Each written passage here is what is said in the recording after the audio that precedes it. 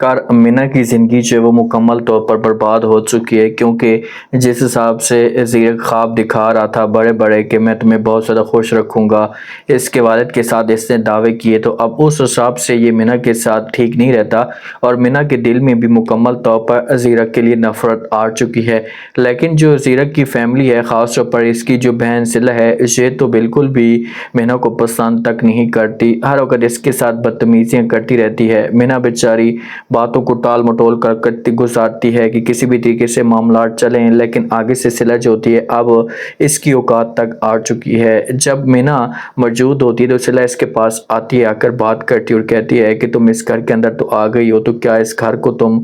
ولی وارث پیدا کر کے دو گی؟ تو آگے سے جو مینا ہوتی ہے یہ صلہ کو بڑا پیارا جواب دیتی ہے، اسے کہتی ہے کہ نہیں، ایسی تو کوئی بات نہیں ہے، کوئی بھی ولی وارث پیدا کر سکتا ہے، کوئی بھی عورت اس گھر کے اندر آئے گی تو لازمی طور پر اس نے ولی وارث پیدا کر کے ہی دینا ہے۔ اصل کہانی اس کے بعد شروع ہوتی ہے جب ولی وارث یا بچہ اس دنیا میں آتا ہے، کیونکہ سب کچھ جو ڈیپینڈ ہوتا ہے یہ ماں کے اوپر ہوتا ہے یا والد کے اوپر کہ اس کی کس حساب سے پرورش کرتی ہے، کس حساب سے اس کا خیال کرتی ہے۔ تو یہ سب کچھ صلہ کو اچھا نہیں لگتا اور یہ مینا کو منہ توڑ جواب دیتی ہے، اسے کہتی کہ تم نے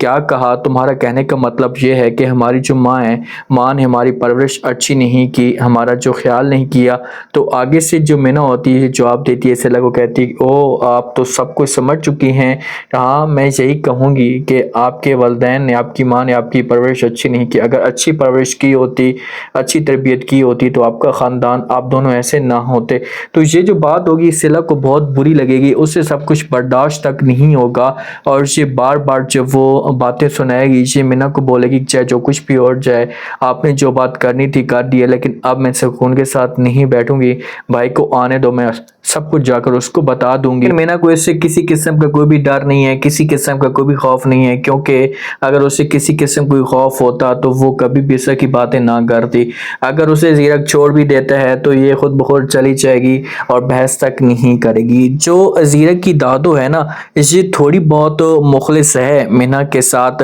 اس کا جو رویش ہے مینا کے ساتھ کسی حد تک ٹھیک ہے، لیکن یہ بھی کبھی کبھی ایسی باتیں کہہ دیتی ہے کہ سب کچھ برداشت تک نہیں ہوتا مینا کے سے۔ مینا اور یہ دونوں ایک ساتھ بیٹھے ہوتے ہیں تو یہ سوال کرتی ہے مینا سے، مینا کہتی کہ بات مجھے بتاؤ، تمہاری بارات اس گھر کے اندر نہیں آئی تو تم نے پھر اس گھر کے اندر کیسے قدم رکھ لیے؟ تو مینا جواب دیتی ہے، کہتی ہے کہ یہ سب کچھ آپ جو وہ اپنے پوتے سے پوچھیں، اپنے پوتے سے جا کر یہ سوال کریں تو مجھے پورا یقین ہے کہ آپ کو سب کچھ وہ بتا دے گا کہ یہ ساری کی ساری کہانی کیسے بنی ہے۔ تو دادو جو ہوگی یہ پوچھے گی، اسے بولے گی کہ میں آپ سے پوچھ رہی ہوں تو میں امید کرتی ہوں کہ آپ مجھے جواب دیں گے۔ تو پھر بولنا شروع کر دے گی مینا اور کہے گی کہ دیکھیں کہ آپ کے پوتے نے مجھے اغوا کروایا تھا، یہ ساری کی ساری کہانی اس کی تھی، اس کے بعد پھر میرے ساتھ بھی اس کی شادی ہو گئی ہے۔ تو یہ جو الزام ہوگا یہ لگا دے گی زیرک کے اوپر، اور دادو کو ہو سکتا ہے کہ سب کچھ اچھا نہ لگے اور مینا کو انکار کر دے اور بولے کہ ایسی کوئی بات نہیں ہے، آپ جھوٹ بول رہی ہیں،